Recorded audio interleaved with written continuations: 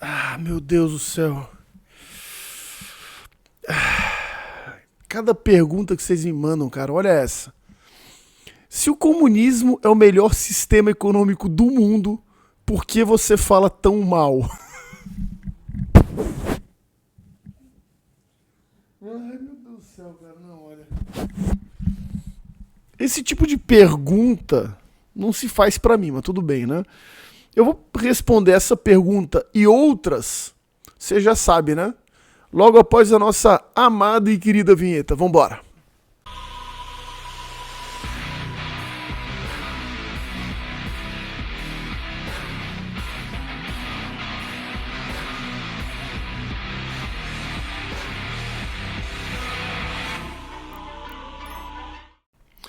Pessoal, começando aqui mais uns comentários, né? Respondendo perguntas dos meus seguidores que eu coloco lá na minha página, que vocês já sabem, né? A minha página é @brunoalemande_, como tá aqui, ó. Vamos responder algumas perguntas deixadas por vocês, meus seguidores e também não seguidores, né? Porque teve um pessoal botando umas perguntas meio cabulosas aí que a gente vai responder. Primeira pergunta que me fizeram: como as eleições municipais esse ano vão refletir nas eleições de 2026? Gente, nas eleições municipais, né, eu costumo comparar o seguinte, tá? Existe a primeira divisão e existe a segunda divisão da política. A primeira divisão, ela é jogada em 2022, 2026, 2030, e a segunda divisão é jogada em 2020, 2024, 2028. O que significa isso, mais ou menos? A primeira divisão são as eleições para presidente, governador, senador e deputados, estadual e federal. A segunda divisão, ela é mais ou menos como se fossem as eleições municipais. Nas eleições municipais, começam a aparecer algumas lideranças políticas locais. E essas lideranças políticas locais, elas são jogadas para as eleições de 2026, por exemplo. Então, logicamente, as eleições deste ano municipais, elas refletem nas eleições de 2026. Só lembrando uma coisa, foi assim, por exemplo, que o Nicolas Ferreira, ele foi eleito deputado federal. Porque lá em 2020 ele fez aquele vídeo sobre a pandemia, mostrando a hipocrisia dos atores da Globo. Logo em seguida desse vídeo, ele ganhou projeção, se transformou em vereador de Belo Horizonte, ganhou espaço como vereador e foi eleito deputado federal logo em seguida. Então, sim, as eleições municipais, elas vão refletir diretamente nas eleições de 2026. A próxima pergunta me mandaram aqui: por que Jason Bourne não entra logo em ação na América do Sul logo? Primeiro porque a Guerra Fria acabou. A era dos espiões, como a gente conhecia, ela não existe mais. Só que, para ser bem sincero, eu prefiro que outro Jason entre em cena.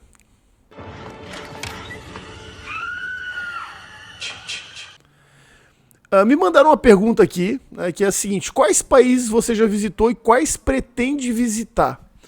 Cara, eu trabalho com comércio exterior, trabalho com exportação de imóveis e isso me permitiu conhecer muitos lugares, principalmente na América do Sul. Então a lista de países que eu conheço é relativamente grande. Alguns eu visitei por turismo, outros não. Né, mas até eu acho interessante porque, por exemplo, né, eu já fui 2 vezes para o Chile. E das 2 vezes que eu fui para o Chile já me perguntaram: ah, mas que legal, me indicam uma vinícola, me indicam uma estação de esqui.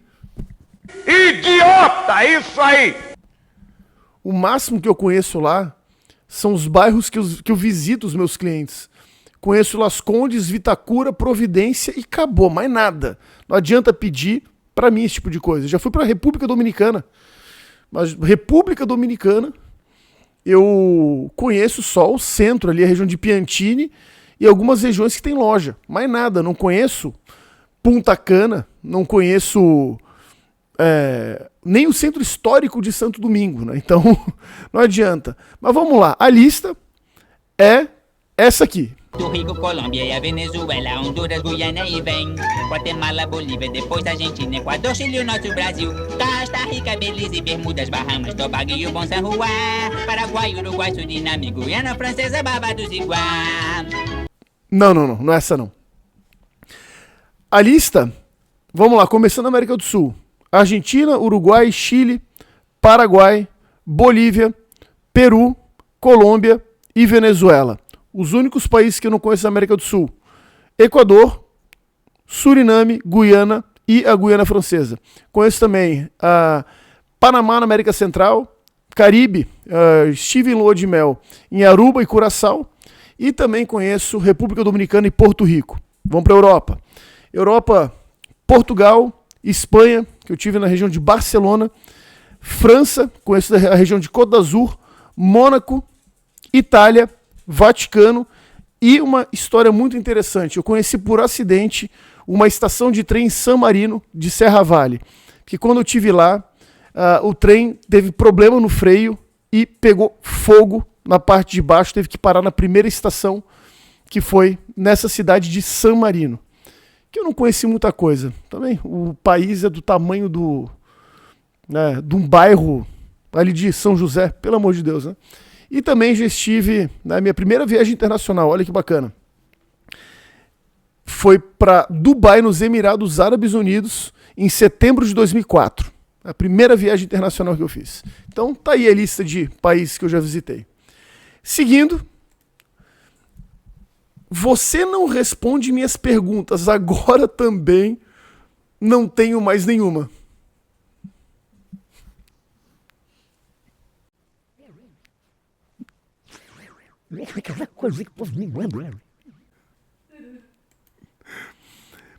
Me mandaram aqui umas perguntas sobre a Venezuela, né? Então eu vou responder elas juntas. A primeira: a revolta na Venezuela está grande. O povo, somente ele, teria força para derrubar o Maduro? Da mesma forma que perguntaram, Maduro seguirá no poder? Gente, respondendo de uma forma muito clara, o Maduro, ele seguirá no poder, sim. No entanto, depende da pressão das entidades internacionais. A OEA já fez pressão contra o governo americano também. Algumas entidades internacionais já mostraram força em relação às fraudes que de fato aconteceram na Venezuela, né? Só uma coisa interessante, né? Esse 49 a 51%, ele acontece em quase todos os países onde o Foro de São Paulo, ele tem poder, né? Interessante é que os 51% sempre cai para os candidatos de esquerda. Talvez seja só coincidência.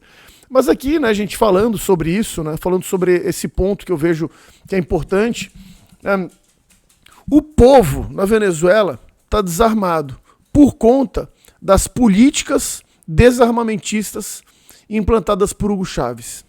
Fornos de micro-ondas, TVs e máquinas de lavar foram alguns dos eletrodomésticos trocados por armas nesta quinta-feira em Caracas, em um plano de desarmamento do governo da Venezuela. Hoje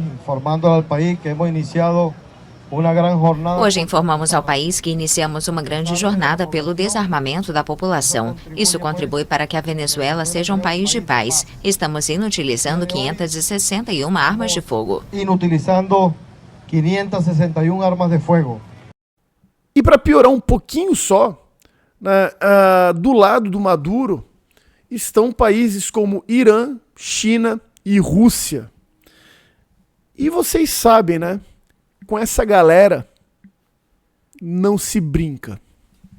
Me mandaram uma pergunta aqui, que é a seguinte: a Amanda e a Lindinha ficaram amigas? Não acredita que mandaram essa pergunta? Sim. A Lindinha é interesseira. Não, total. É uma amizade de interesse.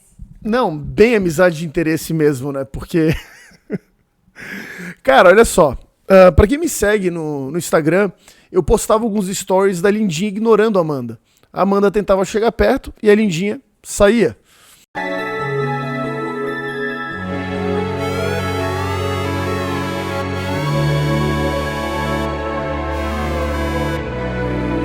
No entanto, as duas não é que ficaram amigas, né?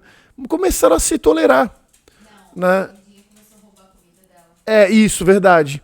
A Lindinha começou a roubar comida da Amanda.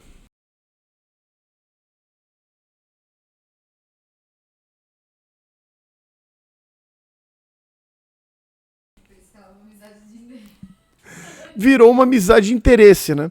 Ficou mais ou menos, se você assistiu a novela Avenida Brasil, é mais ou menos o final da novela. Puta, vou ter que dar spoiler de novela. Mas tudo bem. É que no final da novela, a Rita e a Carminha ficam amigas, né? Então é mais ou menos isso. Aí mandaram uma pergunta aqui, cara. Essa pergunta eu vou até tomar um brinde por causa dela. Saúde. Se os alcoólicos anônimos são anônimos, por que a primeira coisa que fazem é dizer o seu nome? Cara, olha só. Existem bêbados famosos, bêbados conhecidos, como, por exemplo, o Copinho, que é um bêbado muito famoso lá na região do Valentão Moliac, lá em Várzea das Moças, por exemplo. Né? Tem, por exemplo, o São Leozinho da Carinchada também, né? Que é o padroeiro dos cachaceiros. Quem assistiu Hermes e Renato lembra. Canonização do São Leozinho da Carinchada. Leonardo Schulpaus era um imigrante que em 1823 veio da Alemanha para o Brasil nos famosos navios loureiros para trabalhar como escravo nas lavouras de cana-de-açúcar. Mas o problema é que os alcoólicos anônimos não são anônimos para quem faz parte do Alcoólicos Anônimos, mas sim porque eles são anônimos perante a sociedade. Uma pessoa que faz parte do Alcoólicos Anônimos, ela não fala para as outras que, eu estou fazendo parte do Alcoólicos Anônimos. Não. Essa pessoa, ela mantém em segredo que ela faz parte das reuniões. Então, são alcoólicos anônimos para a sociedade. Entendeu?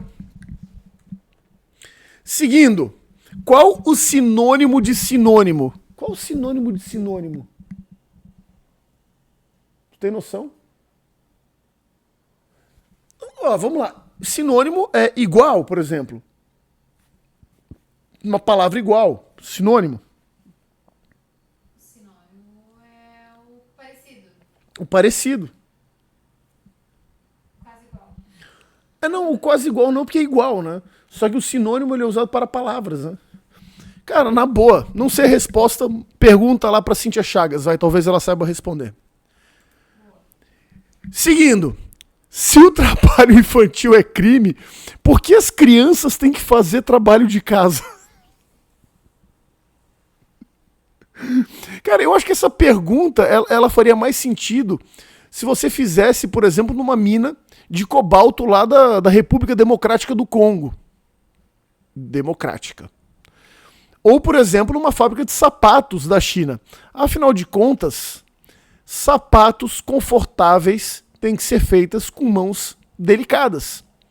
Não é mesmo, nossos queridos amigos socialistas de iPhone? E aí me fizeram uma outra pergunta aqui, que é o seguinte: se o plástico demora 400 anos para decompor, quem ficou esperando para ver? Sua mãe. A Dercy Gonçalves, ô criatura! A própria tartaruga do Canudo, velho. Entendeu? A tartaruga do Canudinho, sabe? É ela. Meu Deus do céu. E aí vamos para nossa pergunta, que é o grande finale. Se o comunismo é o melhor sistema econômico do mundo, por que você fala tão mal? Vou até encher a cara depois dessa. Quem? Se é o melhor? O cidadão que mandou a pergunta disse que é melhor. Pois é, prova que é o melhor. É boa pergunta. O sujeito que colocou essa pergunta tá falando de que país, ô criatura? Você tá falando da Coreia do Norte, Cuba, tá falando da Venezuela? Da onde, meu filho? Tudo bem, o Brasil já é um país comunista, né? Só que, olha só, no entanto, o comunismo, ele é ótimo, ele é uma maravilha. para as pessoas que vivem do sistema, para os governantes. O sistema econômico funcionou muito bem para a família Castro, para a família John Will, sei lá, para a família Chaves. Esses caras nadaram e montaram no dinheiro. Agora, para o cidadão comum, não foi uma boa experiência, né? Então, né, eu vou dar aquela resposta clássica que todo esquerdista adora fazer, né, quando a gente é confrontado e é chamado de fascista, né? Vai estudar, meu filho! Então é isso, pessoal. Espero que tenham gostado desse vídeo, dessas respostas, algumas um pouquinho atravessadas, mas necessárias. Curta, comenta, compartilha, se inscreva, toca no sininho e já sabe, me segue no Instagram que tá aqui, ó. @BrunoAlemande_, tá bom? Forte abraço, fique com Deus, até o próximo vídeo. Valeu!